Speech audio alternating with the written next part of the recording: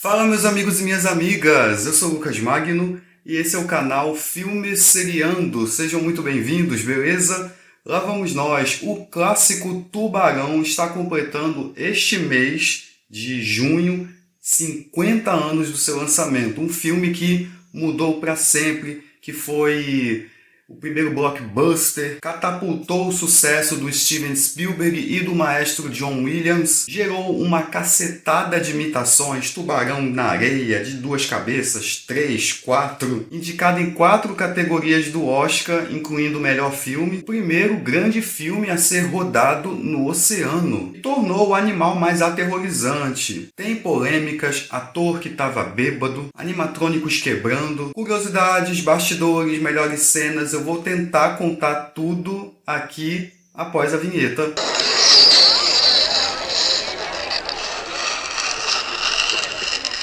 Não sai daí.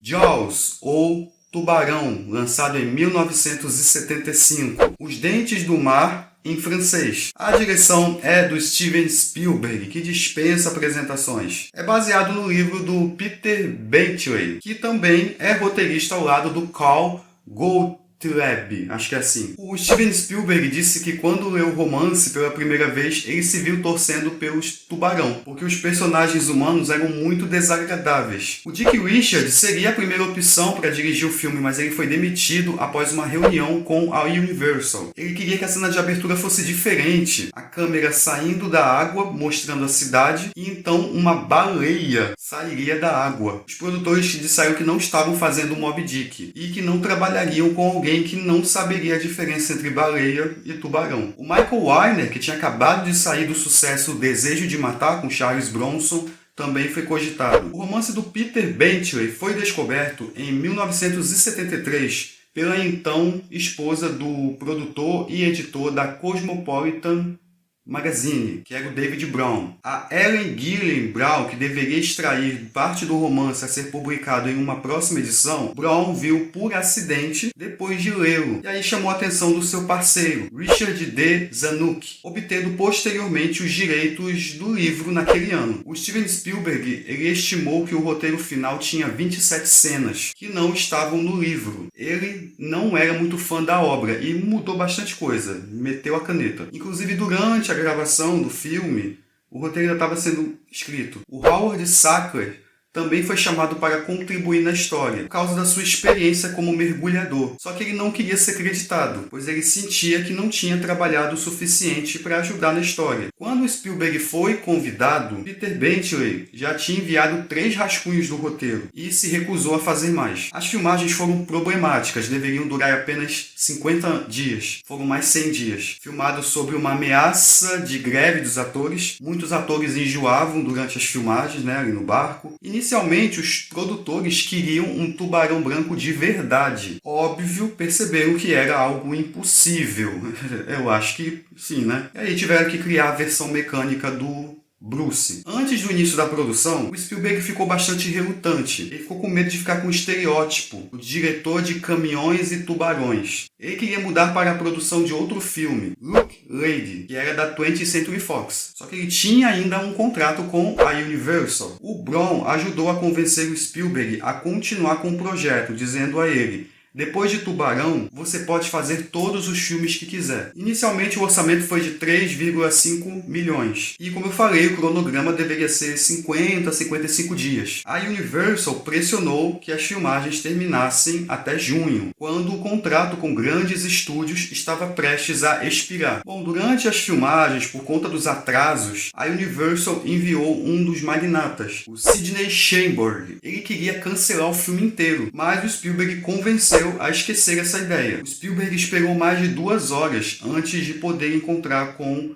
o magnata. A ilha em que eles gravam o filme é a Martha's Vineyard, acho que é assim. É localizada em Massachusetts, e até o verão de 75 era tida como um refúgio ilídico, o local preferido da família Kennedy. O Steven Spielberg transformou o local num inferno. Moradores começaram a ficar irritados com a demora das gravações e todo o transtorno que isso causa. O lugar era perfeito para as gravações, por conta do porto marítimo, as casinhas de madeira, e aí aconteciam as gravações, os animatrônicos davam problema, o Spielberg queria filmar no oceano, mas tudo isso valeu a pena, que a gente sabe muito bem. Um terrível ataque a banhistas é o sinal de que a praia na pequena cidade de Amish virou refeitório de um gigantesco tubarão branco e começa a ameaçar a paz no local. Embora o prefeito queira esconder os fatos, o xerife local pede ajuda a um ictiologista e a um caçador de tubarões para caçar o animal. Mas a missão vai ser muito mais complicada do que parece. Antes de começar a falar do filme e das melhores cenas, vou pedir para você se inscrever no canal.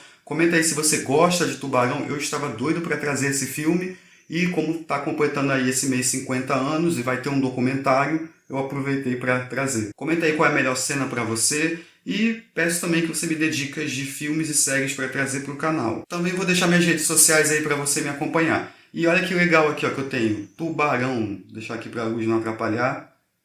É um Blu-ray que eu comprei na promoção na Amazon. Vem o Blu-ray e vem esse livreto, ó, com várias coisas de bastidores, algumas coisas até tirei daqui, li, muita coisa não. Ó, Robert Shaw, o ator que faz o Quint, Richard Dreyfuss, bastante coisa legal aqui sobre o Spielberg. E vai ter o documentário agora, eu vou falar mais pra frente. É um filme excelente. Quem é cinéfilo ou não deveria ver esse filme. Tem esse começo clássico em que essa moça vai nadar pelada, tá paquerando o rapaz ali, e de cara você já é tragado pelo suspense, que é muito bem construído, o ponto de vista do tubarão, a música clássica, e aí ela acaba sendo puxada de um lado para o outro. É angustiante, a gente não vê nada, ela grita, se debate, daqui a pouco desaparece, e o cara já estava bêbado, acabou dormindo lá na areia. Para criar o som da mulher se afogando, durante a pós-produção, a atriz, a Susan Buckley, ela foi posicionada de cabeça erguida na frente de um microfone, enquanto a água de cima era derramada na sua garganta. Dizem que a dor que a atriz sente aí é real durante a cena. Só que realmente a estrutura que ela estava amarrada ali estavam quebrando as suas costelas. Em entrevistas, ela nega. Ela também não tinha problema em ficar nua na cena. Embora a equipe limpou a praia, né? Não tinha ninguém, só a equipe de produção. E aí ela fez a cena de boa. A atriz é reconhecida até hoje pelo papel, né? Foi a primeira vítima do tubarão. Bom, tem a cena em que o corpo dela é encontrado. O braço artificial criado para a produção, no entanto, não agradou o Spielberg. Então o que ele fez? Ele enterrou de verdade uma funcionária da equipe para essa cena. Aí faz o braço que a gente vê parecer mais real. Esses caranguejos que se mexem aí, alguém jogou café quente sobre eles, olha só. Conhecemos o xerife, que é o Martin Brod, interpretado pelo Roy Scheider. A cidade está na alta temporada, então todo mundo ali quer faturar, aproveitar que tá sol e os turistas vão aparecer. E aí já é estabelecido que essa cidade vive do turismo. E se espalhar esse boato de tubarão, as pessoas não vão aparecer. Bom, o Brod já está investigando o que aconteceu com a Chrissy, a menina. E falam que foi um acidente de barco. E você vê que o xerife palpa toda a obra ali, né? Todo mundo fica perguntando as coisas para ele. O Roy Scheider se interessou pelo filme após ouvir uma conversa numa festa entre o Spielberg e um roteirista falando sobre um tubarão branco pular em um barco. O Charlton Heston ficou muito irritado após ser vetado do filme. Ele estava muito ansioso para fazer e passou a disparar comentários depreciativos sobre o Spielberg e jurou nunca mais trabalhar com ele. Gene Hackman também foi considerado para o papel do xerife. O personagem também que tem muito destaque, é muito lembrado e parodiado, é o prefeito Larry Vaughn, acho que é assim, interpretado pelo Murray Hamilton. Ele fica dizendo que não tem tubarão, dizem que ele é pressionado pela máfia, por isso que ele tem que ter o evento, tem que atrair turista, senão eles não lucram. Aí ele diz que é mentira, ele é o burocrata negacionista, diz que ali não tem tubarões. Ele fica fazendo Guerra de narrativas com o Brody. O Murray Hamilton foi a única escolha para fazer esse personagem. Ele foi escolhido em parte por sua semelhança com o Richard Nixon. Então as pessoas estão ali de boas na praia. O primeiro a desaparecer é o cachorro. Aí tem aquele suspense, o Brody fica olhando para a água, as pessoas vêm falar com ele. Eu gosto da câmera passeando pela praia. É uma construção de suspense boa. A gente fica angustiado vendo as pessoas nadando de boas, e aí algo surge na água, mas é alarme falso. Uma moça começa a gritar, e aí toca a música tema, então a gente percebe que o perigo está próximo. E aí ele ataca um garotinho numa boia amarela, e aí o pânico toma conta. Aconteceu um ataque real de tubarões em 1916, em Jersey Beach. Isso é até mencionado no filme. Essa sequência de ataques é semelhante à do filme. Um nadador de ondas, um cachorro, um menino e a perna de um homem em um pântano de maré. O Spielberg tocou o primeiro clarinete para a cena da praia. Essa cena do menino seria muito mais violenta, mas eles ficaram com medo da MPAA. Isso ao longo do filme também foi feito, eles cortaram muita coisa. Aqui iriam usar um boneco no lugar do ator. O tubarão pularia para fora da água e agarraria o boneco e a jangada em sua boca. Só que o tubarão não estava funcionando. Ou sairia muito alto da água ou não sairia. Finalmente o tubarão conseguiu agarrar a jangada. Ao fazê-lo, rolou de lado, como um tubarão real faria. Foi essa tomada que o Spielberg decidiu usar. Só que os produtores estavam preocupados com a violência. A editora do filme foi a Verna Fields e, graças a ela, muita coisa que também funciona na edição. E aí a gente vê na cena apenas as barbatanas do tubarão. A gente vê bem brevemente. E os moradores já começam a discutir a presença de um tubarão no local. Oferecem recompensa, tem uma burocracia ali, porque muita gente vive disso. Vão interditar as praias e os empresários. Todo mundo vai ficar no prejuízo. E aí entra em cena o Quint. Para mim é o melhor personagem. Interpretado pelo Robert Shaw. Ele já chega arranhando a lousa. Tem um desenho de um tubarão. Ele pede $10 mil pela captura e morte do animal. Depois, vários moradores vão por conta própria caçar o bicho. 9 dias antes do início da produção, nem o Quint, nem o Hopper tinham sido escalados. O Robert Shaw ficou um pouco relutante ao aceitar o papel. Ele não gostou do livro, mas decidiu aceitar a pedido da esposa, que era a atriz Mary Ury, e também de sua secretária. Ele disse que a última vez que elas estavam tão entusiasmadas foi para o filme Moscou contra 007, que foi em 63. E estavam certas, né? Bom, o Peter Benchley tinha ideias de atores para esses papéis. O Robert Redford, Paul Newman e o Steve McQueen. Acredito que pro Brody, pro Quint e pro Hopper. O Lee Marvin foi a primeira escolha do Spielberg pro papel do Quint, apesar dele estar com reservas sobre usar nomes de peso. O Marvin agradeceu, mas preferiu ir pescar. Sterling Hayden também foi escolha do diretor, mas o Hayden estava com problemas aí por questões de não ter pago impostos, sei lá. Toda a renda da atuação dele iria para pagar os impostos. O Zanuck e o Brown, que eram os produtores de Tubarão, indicaram o Robert Shaw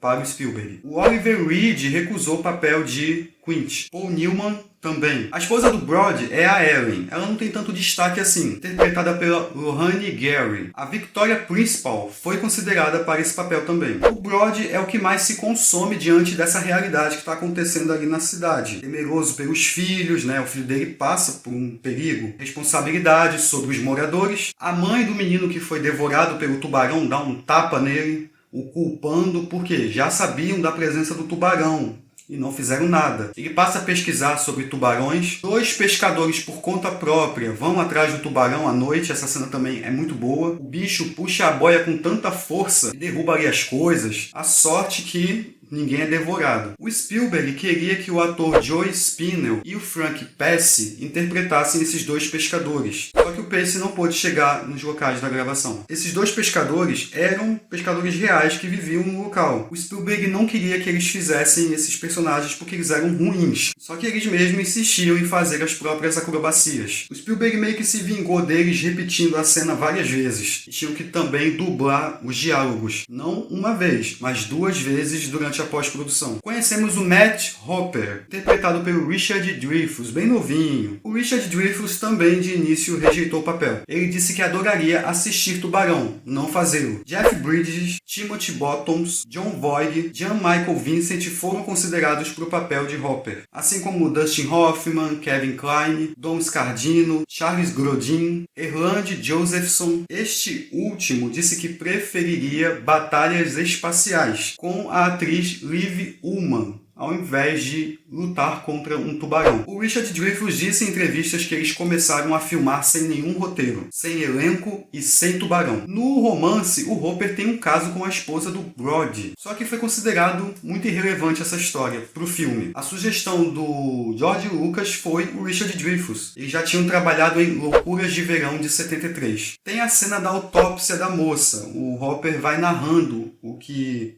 tem ali na mesa, né? Não mostram nada. E ele diz, categoricamente, foi um ataque de tubarão. O inspetor médico foi interpretado por um médico de verdade, da mesma forma como pescadores locais eram de fato pescadores. E aí eles capturam um tubarão-tigre, de tamanho médio, levando o prefeito a decretar a reabertura das praias. Isso é uma boa solução do roteiro para que todo mundo volte para a água, e aí tenhamos mais mortes. Hopper diz que não foi esse tubarão que devorou a moça. Depois ele e o Brody abrem o tubarão-tigre e não encontram vestígios humanos. A dupla encontra um barco à noite parcialmente afundado. Brody chama pelo dono, e aí o Hopper mergulha ali na embarcação, encontra um dente de tubarão branco, acaba o perdendo ao se assustar quando mostra o corpo do dono da embarcação. Eu até tomo um susto com essa cena. Um momento chocante que aparece essa cabeça desfigurada foi adicionada de última hora, após as exibições testes. O Spielberg disse que o filme precisava de mais cenas de gritos. Vamos falar da trilha sonora. Quem compôs foi o John Williams. Antes dele ficar conhecido, ele era chamado de Johnny Williams. Impossível não associar essa música a Tubarão e Tubarão a essa música. Quando ele está chegando, ela toca. Tem uma cena que a gente vê que não é o tubarão porque não toca essa música. Ele que insistiu com o Spielberg que usasse esse famoso tema aí, né? Ele chama de The Dump Dump. O John Williams, que venceu o Oscar por essa trilha sonora, ele estava regendo a orquestra no dia do Oscar. Quando ele foi anunciado que venceu, ele correu, pegou a estatueta e voltou para reger a orquestra no mesmo momento. Eu gosto dessa casa do Quint, o design, que mostra que ele é um caçador mesmo de tubarão. A gente vê as mandíbulas, inclusive em tradução, Jaws é mandíbula, uma coisa assim. O barco dele é orca, né? Orca é o predador natural do tubarão. E ele tem essa ânsia de pegar esse bicho. O barco orca originalmente seria chamado de O Bruxo. O Spielberg também escolheu, a partir da cena em que os três vão caçar o tubarão, filmar com a câmera na mão, para melhor combater a ondulação do oceano. E olha, ele deu bastante trabalho para a equipe também. Ele queria dar essa perspectiva a nós, espectadores, de que estaríamos pisando na água. O Bruce foi testado antes nas águas que não eram salgadas nos estúdios da Universal. Mas quando chegou em Martha's Vineyard, o sal prejudicou ali, né, na parte mecânica e deu problema no bicho. De acordo com os manipuladores de barcos que operavam o Orca, ele era uma fabricação de estúdio, baseado em um barco comprado localmente. Depois que a equipe de efeitos especiais terminou com ele, ele era tão pesado que não estava em condições de navegar. O lastro corrigia isso, mas a única grande quantidade de chumbo que poderia ser localizada localmente era de propriedade de um dentista local, que iria usá-lo para proteger sua sala de raio-x. Então isso foi alugado desse dentista e o valor era bem alto. O falso Orca projetado para afundar era considerável mais navegável do que o real. O Spielberg também diz que muitos dos problemas nas filmagens eram por conta do seu perfeccionismo e, claro, sua inexperiência até então. Ele disse que poderia muito bem ter filmado num tanque, num lago, seria muito mais confortável, mas não teria parecido tão real. Quanto à sua falta de experiência, ele dizia que era ingênuo com relação ao oceano, como se fosse uma questão dele com a mãe natureza e a sua arrogância. Ele diz que foi bem imprudente em querer gravar no Oceano Atlântico e não em um tanque em North Hollywood. Aquela cena do efeito que se aproxima do Brody quando está acontecendo o ataque lá do menino é chamado de Dolly Zoom, ou efeito vertigem, em homenagem a Vertigo, um corpo que cai de 58, do Hitchcock. Esse efeito também se popularizou com o Tubarão. O Spielberg faz uma participação no filme. É a sua voz no rádio avisando que a esposa do xerife estava ligando, lá no final do filme quando eles estão a bordo do Orca. Como eu falei, a edição foi da Verna Fields, e na época o pessoal elogiou muito o trabalho dela, até mais do que do Spielberg. Vamos falar do Bruce, o nosso astro principal. O Spielberg o chamou assim em homenagem ao seu advogado, que era um verdadeiro tubarão nos tribunais. Até hoje ele é advogado do diretor. O Bruce tem 4 minutos de tempo de tela. 3 Bruces mecânicos foram usados, cada um com uma função especializada. Um tubarão estava aberto no lado direito, um estava aberto no lado esquerdo e o terceiro estava totalmente esfolado. Cada tubarão na época custou $250 mil. Como eu falei, eles davam muito problema. O Spielberg também chamava o Bruce de o grande cocô branco. Jaws também foi apelidado nos bastidores de Flaws, por conta dos problemas nas gravações. Então, por conta desses problemas em mostrar o tubarão, por conta de dar defeito, aí optaram por ele aparecer através do seu ponto de vista, com a música, dá um bom suspense. Claro, o prefeito não acredita no Hopper e no Brody, e os turistas vêm lotar as praias novamente. As pessoas evitam entrar de início, aí o prefeito fala ali com um casal, não, vai lá, aí um puxa o outro e todo mundo começa a entrar. O prefeito autoriza uma segurança reforçada nas águas. Tem umas crianças imbecis ali que fazem uma barbatana de tubarão, causam pânico. Depois o tubarão ataca um velejador. E quem vê isso é o Michael, filho do Brody. Também achei interessante o tipo de enquadramento que fazem quando estão tirando o menino da água e vão direto para as pernas dele, para a gente ficar no suspense se ele foi atacado também. E aí, com isso, o prefeito, né, o filho dele também estava ali, aí ele já autoriza que vão pegar o tubarão. Tinha uma cena que não foi incluída, que o Michael, filho do Brody, viria o tubarão se aproximando dele, o rondando. Um homem salvaria a sua vida. Ele iria se atirar no caminho do tubarão. Aí teria o homem todo ensanguentado. Seria uma cena bem violenta. Mas aí o Spielberg achou que seria muito pesado e não incluiu. O lançamento do DVD, que aconteceu bem depois, mostra a cena sendo filmada. O Peter Bentley faz uma ponta aí como um repórter que aparece na praia. E aí o Quint, o Brody e o Hopper partem no Orca para caçar o tubarão. E aí o ritmo cai um pouco. A gente acompanha esses 3 homens num local pequeno e só tem água. Mas o Spielberg é muito esperto. Ele usa vários ângulos diferentes e nunca torna a coisa cansativa. Sorte que os personagens são extremamente carismáticos. Quint conta aquela história da Segunda Guerra Mundial, para mim é uma cena fantástica, é um ótimo monólogo. Japoneses teriam atacado o navio americano, estava presente, e aí todos caíram na água, ficaram para morrer à deriva ou eram devorados por tubarões. O próprio Richard Dreyfuss diz que nem estava atuando naquele momento. A reação dele era de estar impressionado com a atuação do Robert Shaw. E esse monólogo foi escrito pelo próprio ator. E essa cena aconteceu porque eles tinham mais tempo ali livres enquanto a produção consertava o tubarão que estava com problema. O Spielberg não queria que as câmeras filmassem a Terra, porque daria a impressão para o público de que os 3 personagens poderiam só voltar para a terra firme e acabou. A sensação de isolamento é muito mais angustiante. Quint e o Hopper se estranham, um questiona uma coisa do outro, depois eles cantam juntos, ficam falando das cicatrizes. E engraçado que o Brody fica meio peixe fora d'água, tá? Sem trocadilhos. Ele não entende muito ali daquela coisa de oceano. Inclusive o personagem tem uma aversão ali ao mar, dá pra perceber. Ele não tem medo, mas você vê que ele evita. E isso acabou se tornando um clichê muito usado em filmes que viriam posteriormente. O próprio Quint também é parodiado até hoje. O Robert Shaw também tinha problema com bebidas, ele deu um trabalhinho ali no set. Inclusive, para esse monólogo, dizem que ele estava um pouco embriagado. Aí ele pediu desculpas, refez a cena aí já sóbrio. E a cena sensacional quando o Brody joga iscas ali no mar e aparece o Bruce. Sensacional, todo mundo tomou um susto na época. E aí a famosa frase, você vai precisar de um barco maior, que foi improvisado pelo ator. O Robert Shaw fez com que o Richard Dreyfuss saísse do set de filmagem, quando ele jogou água de uma mangueira de incêndio nele, encharcando o ator. Aí o bicho circula pelo barco, Quint arpoa o tubarão com aquele barril amarelo. Aí fica legal aquela cena que a gente só vê o barril na água, depois ele some, quer dizer, para identificar onde está o bicho. Eu tenho certeza que esses momentos do barril,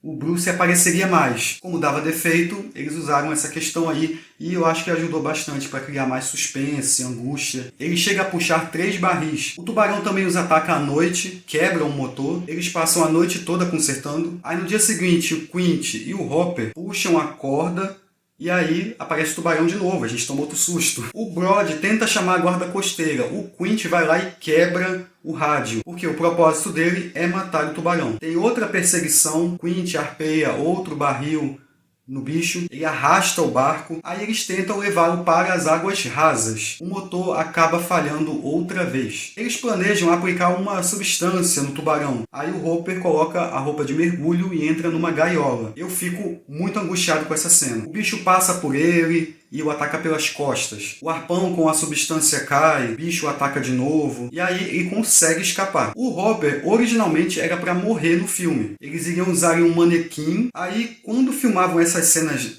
submersas, eles atraíram um tubarão real. Começaram a filmar o comportamento dele. Eles não provocavam o bicho, né? Só que o tubarão atacou e destruiu a gaiola. Mas havia um problema, o manequim do Hopper não estava dentro da gaiola. O que o Spielberg fez? Decidiu usar as cenas com o tubarão real e manter o Hopper vivo. O barco lentamente começa a afundar, e aí é a cena que o tubarão surge e ataca o Quint. Essa cena é emblemática. Ele acaba sendo devorado. No romance, o Quint morre de outra forma. Ele se enrosca nas cordas dos arpões e o arrastam para debaixo d'água. Ele acaba se afogando. Foi assim que o capitão Ahab morreu em Moby Dick. Inclusive, o Quint seria inspiração nesse personagem na obra do Herman Melville. O Brody joga um tanque de mergulho na boca do bicho, sobe no mastro e dá umas furadas nele com um arpão, usa o rifle do Quint para atirar no cilindro e o último tiro ele consegue explodir. Nessa cena, 4 câmeras foram usadas. O Spielberg não estava nessa cena. Ele ficou com receio que a equipe fizesse algum tipo de brincadeira com ele. Ele e o Richard Dreyfuss estavam em um avião para Boston. Aí o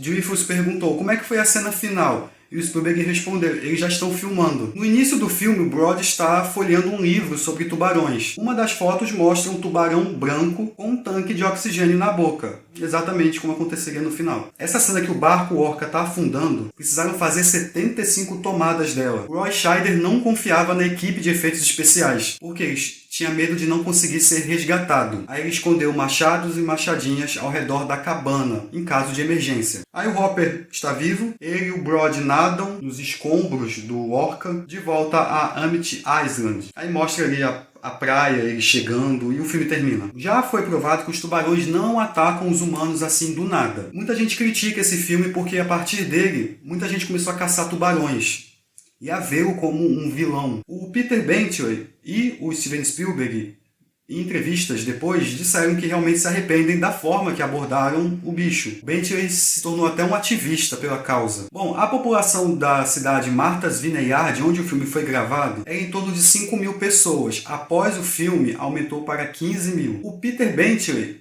foi expulso do set porque ele não gostou do final. Ele também foi demitido por sobrecarregar a história com subtramas, envolvendo romance e máfia. Ele não gostou que o tubarão foi morto com ar comprimido, alegando que isso não era real. O Spielberg se defendeu dizendo que ele já tinha conseguido prender o público 2 horas assistindo o filme e que eles não se importariam com isso. O Spielberg até pensou em um final diferente. Após o tubarão ser explodido, o Brody olharia para cima para ver várias barbatanas de tubarão. Esse foi o primeiro filme a atingir a marca de 100 milhões de dólares, que representa 45% da bilheteria. Foi a maior bilheteria dos Estados Unidos até então, de todos os tempos, até 77, com Star Wars Uma Nova Esperança. Tubarão arrecadou 476,5 milhões em todo o mundo. Ele estreou em 490 salas, em 78 dias, se tornou o maior filme de bilheteria de todos os tempos. Mesmo assim, no entanto, ainda estava sendo exibido em menos de 1.000 salas. A Universal também fez uma campanha de marketing, investiu $700 mil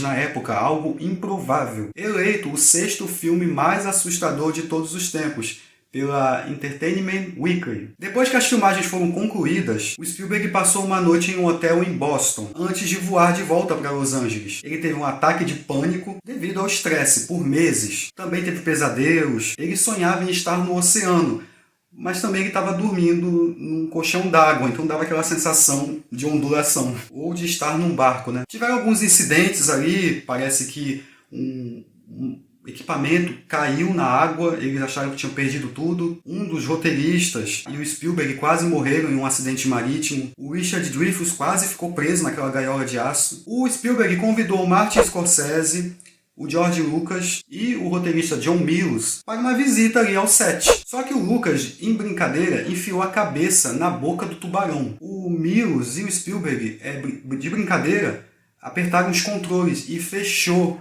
prendendo o cineasta. Depois da brincadeira, quando conseguiram soltar o George Lucas, eles saíram do set com medo de terem danificado o equipamento. A modelo apresentada ali no pôster, que mostra a cidade, né, era então namorada do Brian De Palma. O Roy Scheider disse que nunca chamou o Bruce de Bruce. Bom, como eu falei, as tensões nas gravações eram extremamente altas. O Roy Scheider começou uma briga de comida com o elenco e a equipe, o que ajudou a desestressar. Dreyfuss, o Scheider e o Spielberg também pularam na piscina para se lavarem, né? O Spielberg tinha 28 anos quando filmou Tubarão. Até então era o cineasta mais jovem. Isso perdurou por 40 anos, até finalmente apareceu Josh Trank, que tinha 27 quando dirigiu Poder Sem Limites de 2017. No verão daquele ano, muita gente evitou as praias após o sucesso de Tubarão. Esse foi o primeiro grande blockbuster, porque nos Estados Unidos os grandes filmes não eram exibidos em cartaz durante o verão,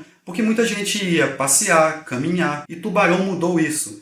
Hoje os grandes filmes, Vingadores, é muito concorrido no verão. Tubarão também estabeleceu vários clichês do gênero, mudou os filmes de ataques de animais que tinham antes dele. O interesse por pesca de tubarões disparou e o Peter Benchley disse que não se inspirou para escrever o livro no ataque de New Jersey. Ele disse que a inspiração foi uma fotografia de um grande tubarão branco, capturada por Frank Mundus. Ele imaginou como seria um tubarão branco ainda maior e desonesto, aterrorizando uma comunidade. Tubarão ganhou 3 Oscars: melhor edição, melhor trilha sonora e melhor som. Não venceu a categoria de melhor filme. O Spielberg estava muito confiante de que venceria o melhor filme.